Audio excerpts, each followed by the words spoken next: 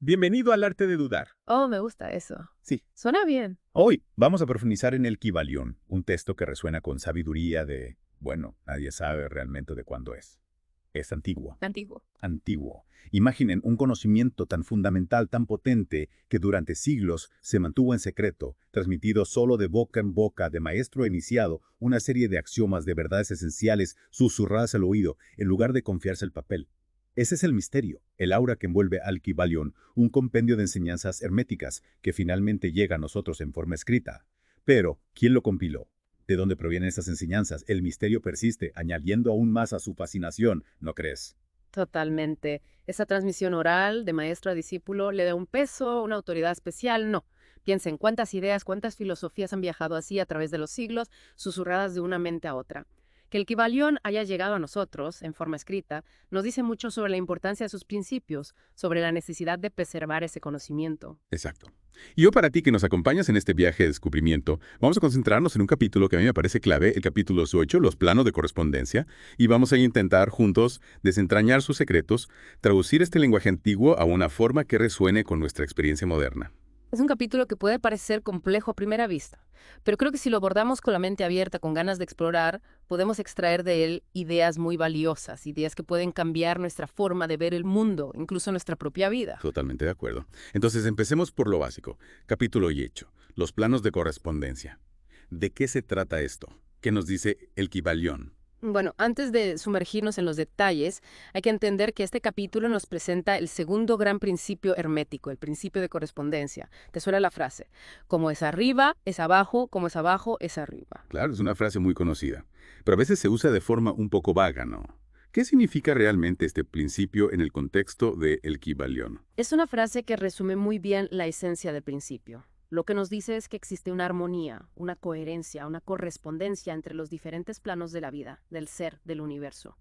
La razón de esta correspondencia, según el Kybalión, es que todo en el universo proviene de una misma fuente, de un mismo principio creador, por lo tanto, todo está regido por las mismas leyes fundamentales, aunque se manifieste de maneras distintas en cada plano. Vale, ya me voy haciendo una idea, pero para entenderlo mejor vamos a hablar de esos planos. ¿Cómo divide el Kybalión el universo? Para facilitar la comprensión, se nos presenta una división en tres grandes planos: el plano físico, el plano mental y el plano espiritual. Ok, tres grandes planos. Vamos a desgranarlos uno por uno. ¿Qué es exactamente el plano físico? El plano físico es el más fácil de entender porque es el que experimentamos a través de nuestros sentidos.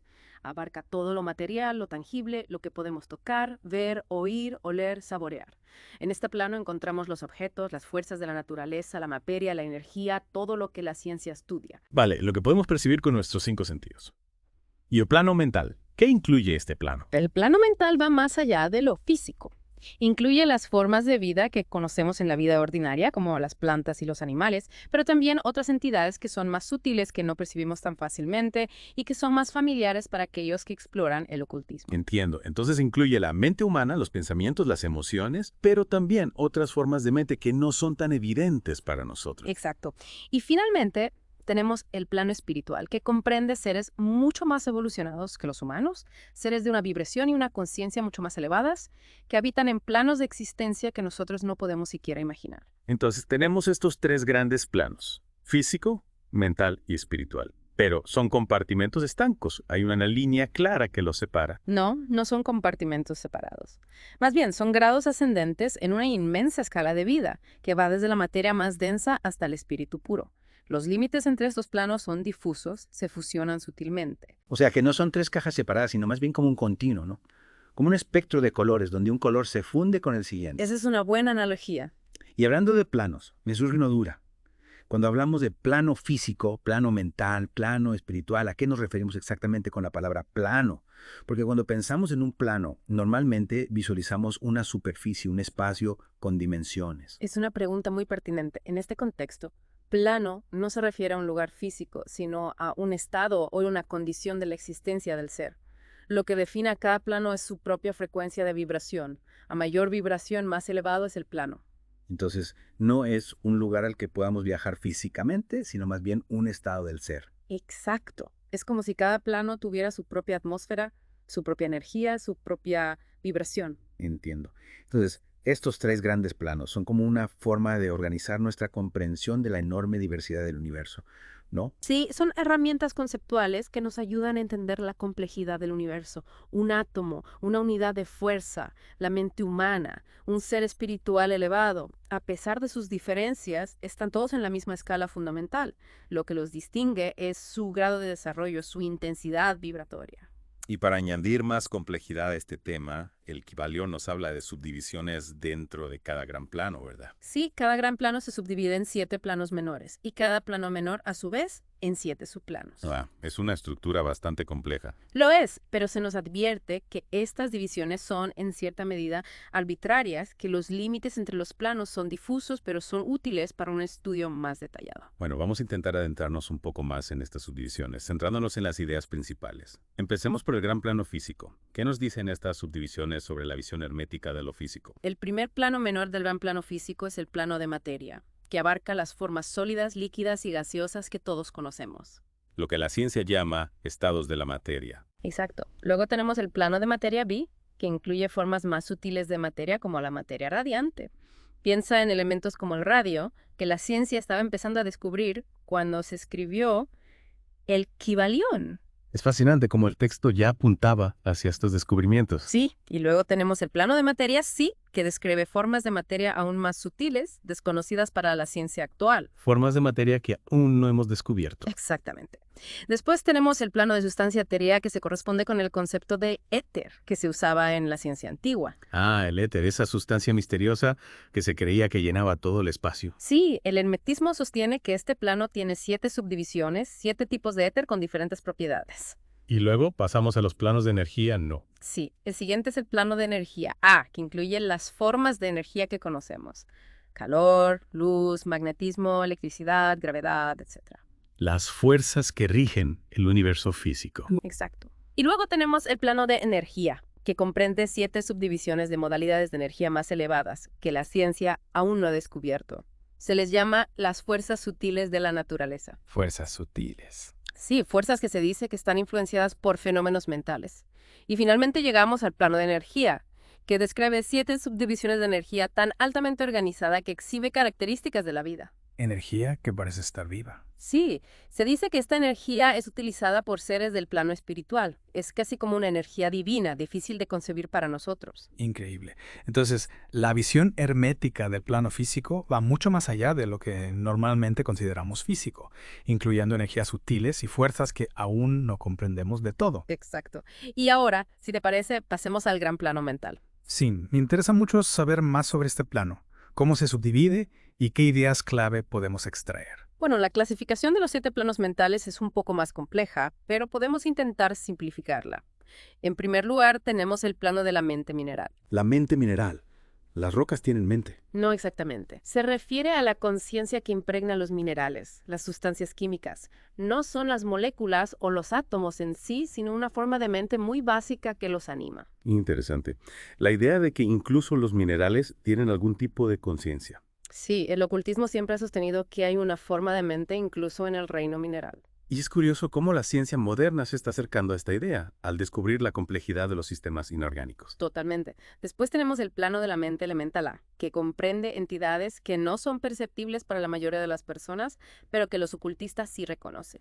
Su inteligencia está entre la de los minerales y la de los animales. Entiendo. Y luego, imagino que viene el plano de la mente vegetal.